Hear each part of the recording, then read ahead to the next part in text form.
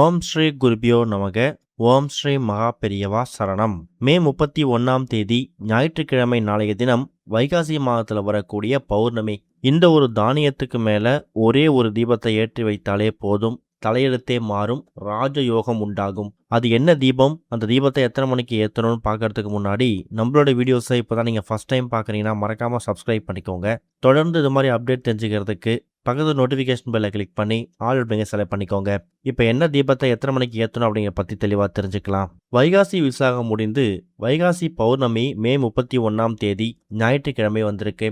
பௌர்ணமி அப்படின்னு சொன்னாலே முழு நிலவு பிரகாசமாக தெரியக்கூடிய சந்திர பகவானுக்குரிய ஒரு நாள். சந்திர பகவானை நம்ம அமாவாசையை விட பௌர்ணமி நாட்களில் வழிபடும் போது கண்டிப்பான முறையில் அந்த பௌர்ணமி நிலவு முழு நிலவு மாதிரியே நம்ம வாழ்க்கையும் பிரகாசமாக மாறும், இருளில் இருக்கக்கூடிய வாழ்க்கை வெளிச்சத்துக்கு வரும் அப்படிங்கிறது ஒரு பெரிய நம்பிக்கை.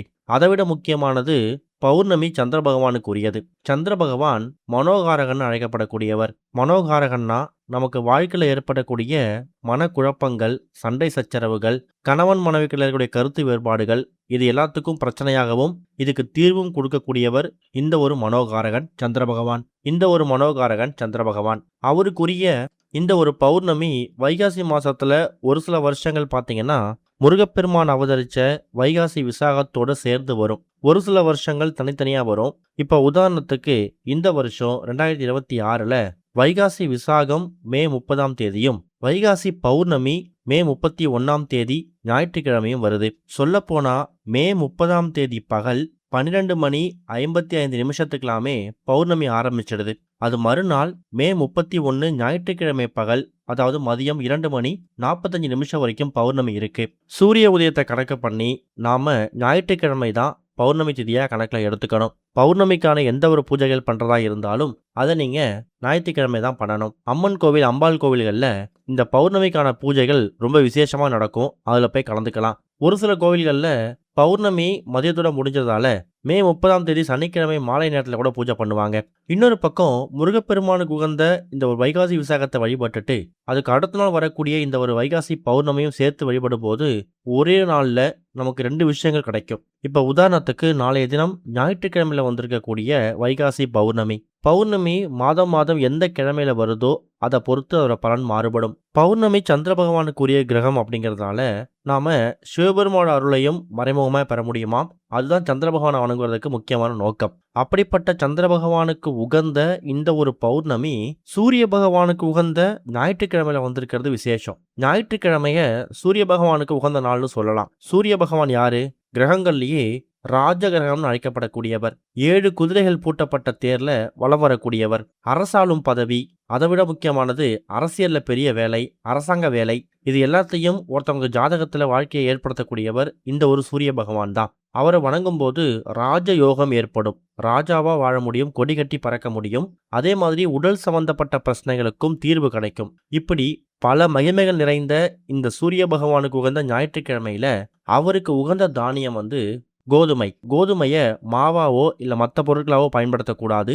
கோதுமை முழு தானியமாக பயன்படுத்தணும். கண்டிப்பான முறையில் ஒரு கைப்பிடி அளவாத கோதுமை உங்கள் வீட்டில் இருக்கும். அப்படி இல்லைனா கூட குறைந்தது ஒரு 5 ரூபாய் 10 ரூபாய் கொடுத்தாவது கோதுமையை வாங்கிட்டு இந்த தீபத்தை ஏற்றி வைங்க. ஒருவேளை இந்த தீபத்தை காலை நேரத்தில் ஏற்றுற மாதிரி இருந்தால் மதியம் 2 மணிக்குள்ளே ஏற்றிடுங்க. ஏன்னா 2 மணிக்குள்ளே பௌர்ணமி முடிஞ்சிடும். அப்படி ஒருவேளை அந்த நேரத்தில் ஏற்ற முடியலங்கிறவங்க ஞாயிற்றுக்கிழமை மாலை ஒரு 6-7 மணிக்கு, என்னதான் மதியமே பௌர்ணமி முடிஞ்சாலும் இரவு 7-8 மணிக்கெல்லாமே பௌர்ணமி நிலவு முழு நிலவு பிரகாசமாக தெரியும். அந்த நேரத்தில் கூட தீபத்தை ஏற்றி வைக்கலாம். வீட்டோட பூஜை அறையில் சிறிய தட்டில் ஒரு கைப்பிடி அளவு கோதுமையை பரப்பி வச்சு அதுக்கு நடுவில் ஒரே ஒரு தீபம், முடிஞ்ச அந்த தீபம் நெய் தீபமாக இருக்கட்டும். இந்த கடவுளும் அந்த கடவுளும் பிரார்த்தனை பண்ணாமல் உங்கள் குலதெய்வத்தில் ஆரம்பித்து இஷ்ட தெய்வம் வரைக்கும் எல்லா தெய்வங்களையும் வணங்கணும். குறிப்பாக பெண் தெய்வங்களை வணங்கணும். அதுவும் சூரிய பகவானுக்கு உகந்த அந்த கோதுமை மேலே தீபத்தை ஏற்றிருக்கிறதால குடும்பத்தில் யாராவது நபர்கள் அரசாங்க வேலைக்கோ இல்லை அரச வேலைக்கோ கவர்மெண்ட் ஜாபுக்கோ ட்ரை பண்ணுறாங்கன்னா அவங்க முயற்சி நிறைவேறணும் அப்படிங்கிற மாதிரியும், அதே மாதிரி அக்கம் பக்கத்திட்ட பார்க்கக்கூடிய வேலையில் தொழிலில் நல்ல முன்னேற்றம் கிடைக்கணும், நல்ல பேரு புகழ் அந்தஸ்து கிடைக்கணுங்கிற மாதிரியும் நீங்கள் சூரிய பகவானை வேண்டிக்கலாம். இந்த தீபம் மே 31 ஞாயிற்றுக்கிழமை மாலை நேரத்தில் ஏற்றினாலும் சரி, குறைந்தது ஒரு 5 10 நிமிஷமாவது எரியணும். அதுக்கப்புறமா தீபத்தை குளிர வச்சுட்டு இங்கே அன்றாட வேலை பார்க்கலாம். மறுநாள் திங்கட்கிழமை முதல் வேளையா தூங்கி எழுந்ததுக்கு பிறகு அந்த அகல் மட்டும் எடுத்து அப்புறப்படுத்திட்டு அந்த கோதுமையை காக்கை குருவிகளுக்கு தானமா போட்டுருங்க. அவ்வளவுதான். பார்க்கறதுக்கு ரொம்ப எளிமையான தீபம் மாதிரி தெரியும். ராஜயோகத்தை ஏற்படுத்தக்கூடிய, கொடிகட்டி பறக்கக்கூடிய அந்தஸ்தை தரக்கூடிய தீபம், கோதுமை மீது ஏற்றக்கூடிய இந்த ஒரு தீபம் கண்டிப்பான முறையில் நல்ல முன்னேற்றம் கிடைக்கும். ஓம் ஸ்ரீ குருபியோ நமக. ஓம் ஸ்ரீ மகா பெரியவா சரணம்.